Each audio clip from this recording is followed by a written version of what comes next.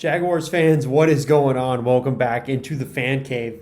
Man, if there was a tougher week 3 opponent this Jaguars team could face, I can't imagine them right now because right now we are welcoming the white hot Arizona Cardinals into TIAA Bank Field to take on our 0-2 Jaguars. You know, this Cardinals team is coming in 2-0.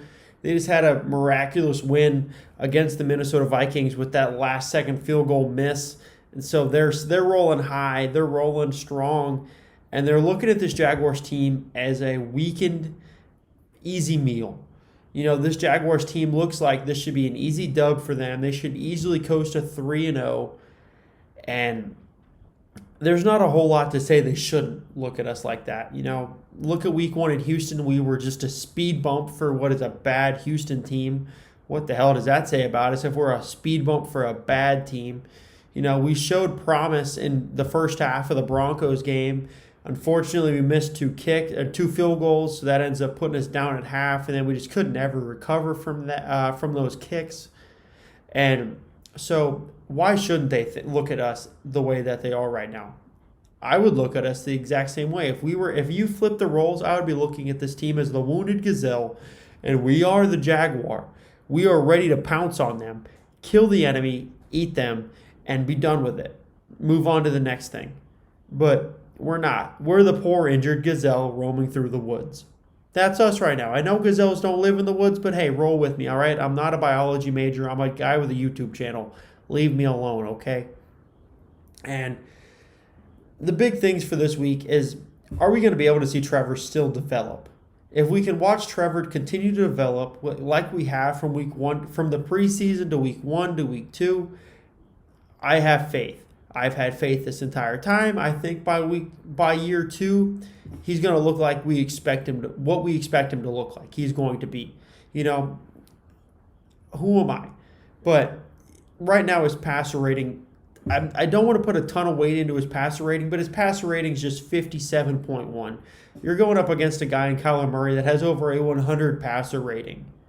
That has weight. It doesn't have a lot of weight, but it has weight. And at the end of the day, you're a guy with, 400 yards. You're a guy with a 50% completion average, 4 touchdowns and 5 interceptions. That has to get better. And overall, I think it will get better as this offense kind of continues to develop, as Darrell Bevel, or as Bull Take Pod likes to call him, Barrel Devil. Hey, he's got to earn his name, I guess, apparently, according to them. He's got to get better. This scheme's going to continue to develop as Bevel learns him out. As Trevor learns Bevel out, as Bevel learns Trevor out. Once they figure each other out, I feel like this will work out a lot better. But Trevor's got to minimize these deep throws. I love that he's taking the deep pass. I love it. But he needs to learn to take the check down every once in a while. There's nothing wrong with an 8-yard completion. You don't need the 38, 48, yard completion. The 8-yard completion that makes it a 3rd and 2 is more than acceptable. Because it's 3rd and 2 is a hell of a lot better than 3rd and 10. By far and away. Dump it off to the running back. Let him get 8 yards. Let him get 6 yards. Dump it off to a tight end. Let them put the ball in these skill position players' hands. Your skill is to get them the ball. Give it to the players whose skill is to make separation and make plays happen. I understand that you have this rocket and a cannon of an arm and you can sling it down the field and make things happen. The rest of the players on this team are not at that caliber that you were at, Trevor. So 100% agree that I want you to see the deep play. I want you to see it, and I want you to take it every once in a while. But you also need to take the checkdowns. 50% completion percentage, a lot of that can be attributed to the fact that you're willing to push the ball a little bit too far down the field. So as long as I see that completion percentage continue to climb, once we get to the bye, we can reassess where we're at with the completion percentage. And as long as by that point, at the bye, as long as we're at a positive touchdown to interception ratio, I'm good with it. He's a rookie. did really any of it. I might have been a little bit too excited and hopeful that we'd win this game, but we're not going to win this game. And feed James Robinson. Feed him. Treat him like Ezekiel Elliott. Give him 15 to 18 touches a game. The man is averaging an insane amount of yards per touch. He's averaging 4.5 yards per touch. He's almost averaging 5 yards a touch in the NFL. There's not very, very many running backs that average 5 yards a touch.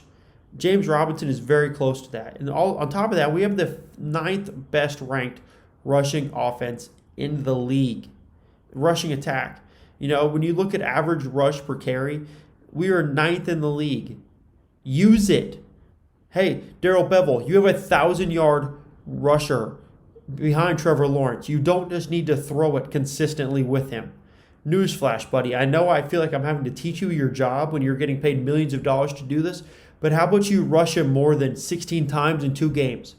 8 yards a game, or 8 carries a game, 16 carries over 2 games for 8 carries a game does not make sense for a 1,000-yard rusher behind a rookie quarterback. It's sad that I don't have any of the coaching experience you do, but somehow I am still able to tell you this is wrong. It is 1,000% wrong. Should never have been an option for you. You abandoned the run in week 1. Draw plays still exist. Don't hit me with the first and long, the second and long. Draw plays exist. That is the purpose of draw plays. Suck them in, get them on the draw play. Run plays need to happen with James Robinson. And on top of that, where the hell is the rest of our receiving core? Laviska Shenault had -3 yards. You're talking about Reggie Bush stat lines when we used to make fun of him. He's one of the few guys to ever end a year with negative rushing yards. We're looking at Laviska Shenault for week 2 like we did Reggie Bush that year. Negative yards is a joke. You're heralded as this quick, shifty guy that can make plays happen. Make plays happen. Okay, I can believe every once in a while I'll listen to you were given the ball in a bad spot. Okay, well then get some separation and make some plays. You have a rookie quarterback and you're now a second-year wide receiver who played with Minshew. If you were able to get open for Minshew, why the hell can't you get open for Lawrence? That part blows my mind because Minshew is definitely not making the throws Lawrence can. Lawrence can put the ball in places that Minshew could never dream of putting the ball, and now you're dealing with separation issues. That part doesn't make sense to me unless Minshew was just making wildly errant throws and putting it in places he never should have dreamed of putting the ball. I don't want to hear it. This wide receiver core needs to perform better. Marvin Jones does not deserve to be the only wide receiver putting forth any semblance of effort for this team. Because when I watch on Sundays, it seems like Marvin Jones is the only consistent wide receiver we have. And the only consistent pass-catching tight end this team has had, in James O'Shaughnessy, is now on the IR. So you can kiss him goodbye for the next 3 weeks. We're not going to see him until, week 6? So, yes, the team is trying out Trey Burton. Trey still hasn't worked out for the team. So we're definitely not going to see him on Sunday. At best, we'll see him in week 4 on Thursday Night Football. And still, that's a short week. How much can Trey Burton truly acclimate himself to this offense? This offense is struggling. Feed James Robinson. You have a 1,000-yard rusher. Give him the ball. This shouldn't be that hard. There shouldn't be fans banging on the gate saying, feed James Robinson. That should be the base level of your defense. James Robinson getting 15 to 18 carries a game. Unless you are down 3+ scores, you're going to have a very, very hard time convincing me that you should just abandon the run. Especially when you have a quarterback that's throwing 14 for 33. Not acceptable. Give him help. Show him. Tell him what he needs to be looking for. Brian Schottenheimer was brought in as the passing game coordinator, and there's a hell of a whole lot of no passing game coordinating going on.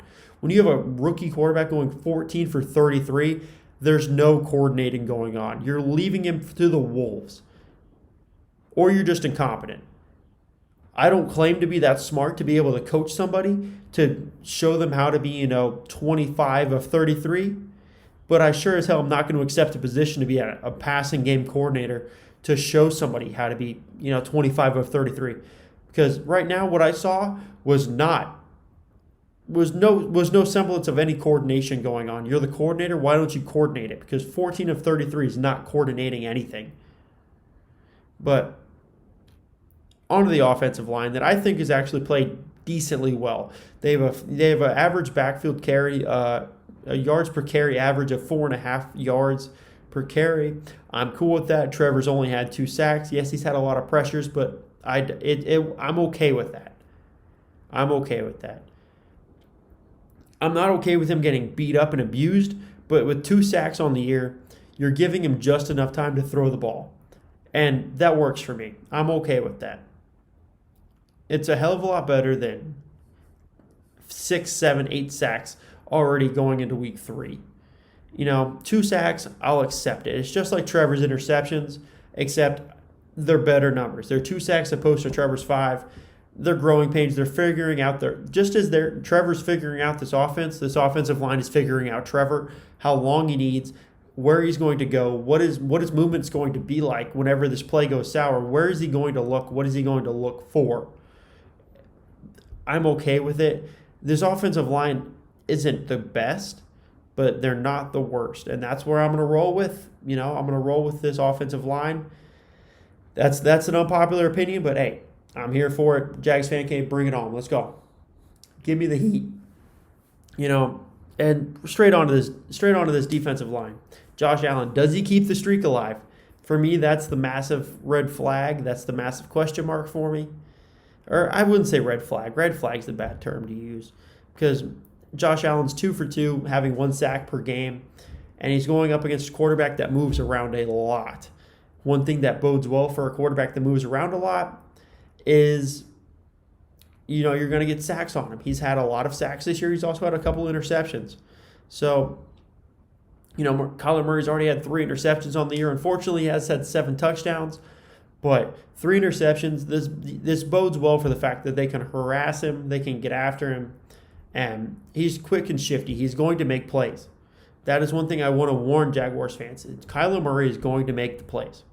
Can this front 7 slow down Kyler Murray? It's not a matter of will they stop him, because you're not going to stop Kyler Murray. He's going to find a little opening for his little tiny little mouse body to fit through, make a play to DeAndre Hopkins, AJ Green, Rondale Moore, Christian Kirk. There's a litany of wide receivers this team has. This arguably, if not the best, wide receiver quad in the NFL. That's a hell of a tandem. And so, can they slow him? It's not can they stop him this week, can they slow him, because he's going to make those plays. Can you limit him? Can you limit him rushing? If you can make Kyler Murray one-dimensional, you take a massive part of the Cardinals' offense away from them. If you can make him solely beat him on his arm talent, you've got a fighting chance in this front 7. Now the other question is, can this secondary slow down that group of D-Hop, AJ Green, Rondale Moore, and Christian Kirk? Man, there's a lot of question marks surrounding Shaq Griffin, CJ Henderson, whether or not they'll play. Is this the week we see Tyson Campbell, going up against AJ Green, Rondale Moore, Christian Kirk? Because it's obvious whoever is the number 1 is going to be going up against DeAndre Hopkins.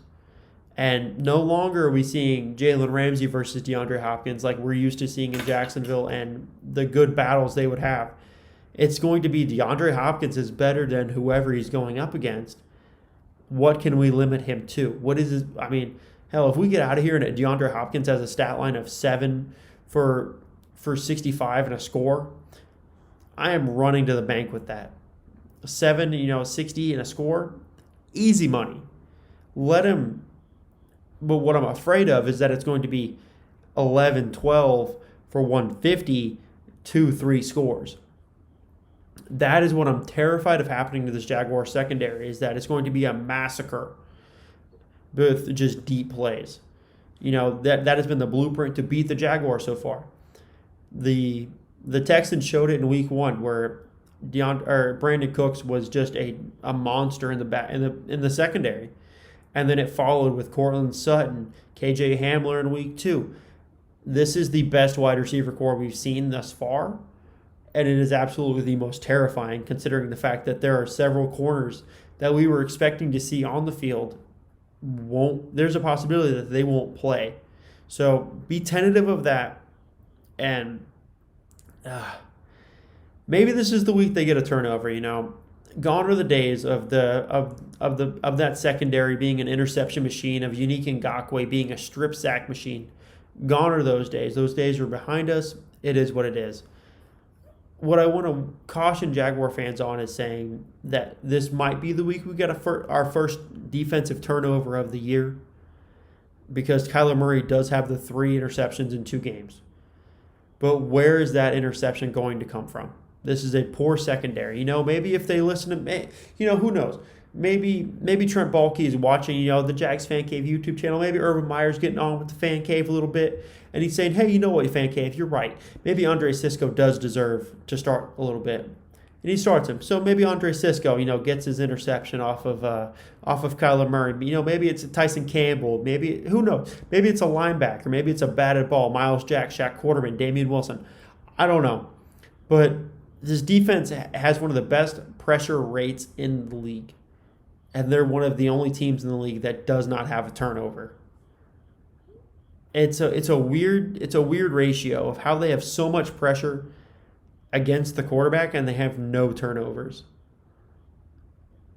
I think it just shows how poorly the secondary is played, that they have not been able to capitalize on the pressure that this front 7 has been able to generate.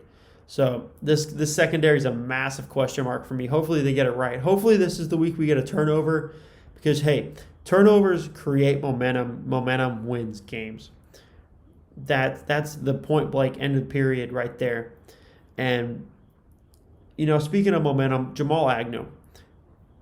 I was watching the game and I was out of it. I'm over here drinking my beers, just watching the game go by, and Jamal Agnew provided that spark in the game where I was like, oh, we might actually have a chance to win this game. We might actually be able to, okay, we get the 2-point, maybe we get an onside, maybe we kick it deep, get a 3 and out, and we get the ball right back and we drive down the field, have an opportunity to win this game. That's what the special teams game provides for us, is that little bit of a spark that we need to get the momentum, because like I said, momentum wins close games. That's what it comes down to at the very end of the day. And you know what we could have had if Josh Lambo hadn't missed his 2 kicks, his 52 and his 48. Yes, they were in the rain, but yes, he should have been Mr. Automatic, because that's what he's been since 2017. He's been that for 3 years straight. That's what we expect in Jacksonville. That is what we come to expect from him. And by God, I'm going to be damned if I don't expect that from him continuing forward. If he's not, cut his ass. Bring the inflatable scissors like E. Dill is talking about. Bring him in the stance and get him gone. Bring in another kicker, because we found him from the trash heap of the Los Angeles Chargers. We can find another kicker. It's a kicker. It's like running backs in this league. We can find them.